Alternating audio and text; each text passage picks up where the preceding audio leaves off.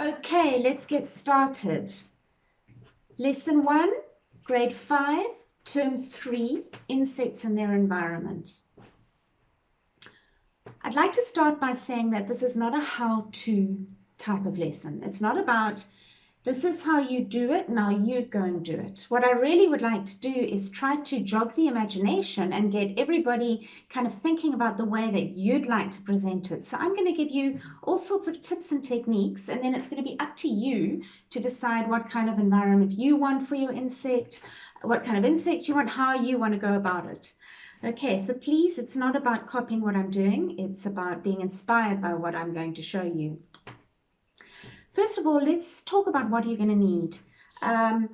In order to create this art piece, I'm going to suggest that you try and get hold of 3 pieces of paper for your 3 different layers. So this is an A3 piece of paper. If you don't have an A3 piece of paper, use a piece of cardboard, use smaller pieces of paper which you can stick together. Just, you know, an artist makes a plan. So ideally, 3 pieces of paper.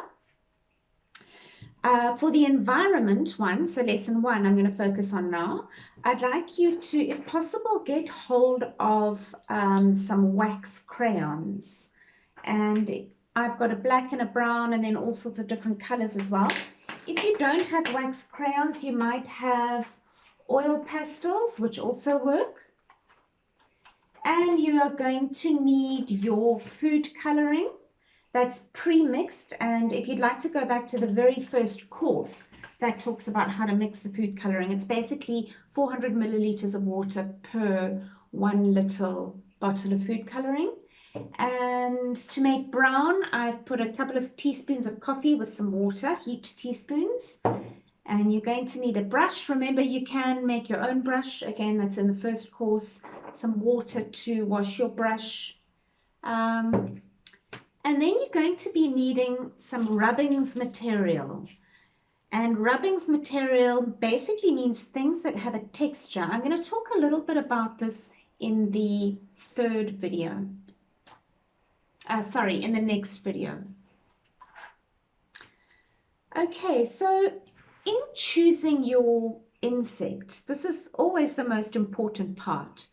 Ideally, the teachers or parents should get hold of as many different photographs of insects as possible. So preferably big ones where you can really see the features, insects where you can see, you know, where they live, what they're on, and photographs that are going to inspire the learners to choose from.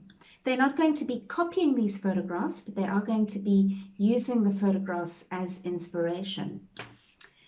And the next step, once the learners have kind of had a look at the photographs and chosen an insect that speaks to them. So it's an insect that might make them feel excited, or might make them feel intrigued, or might make them feel powerful or beautiful, or whatever it is that insect has that they would like to explore. So if teachers and parents could help the learners to choose their insects, have a discussion about the insects, you know, where they live, what they eat, what they do, what their special functions and qualities are. And then one thing which you can do is do a visualization. In other words, an imaginary activity where you can go into the life of the insect and imagine that you are that insect.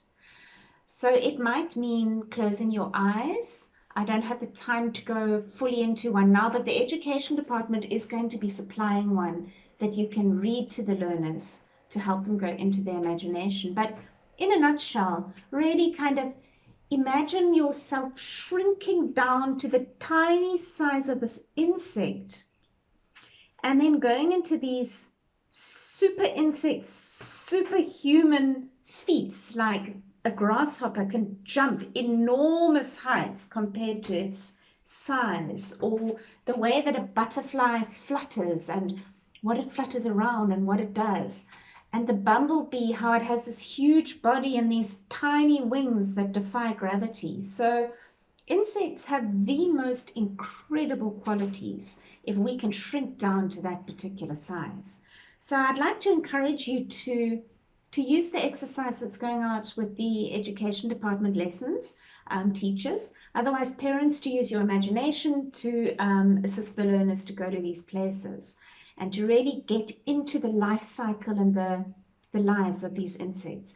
And that way, the whole project is going to be an experience and an adventure rather than just trying to do some science project.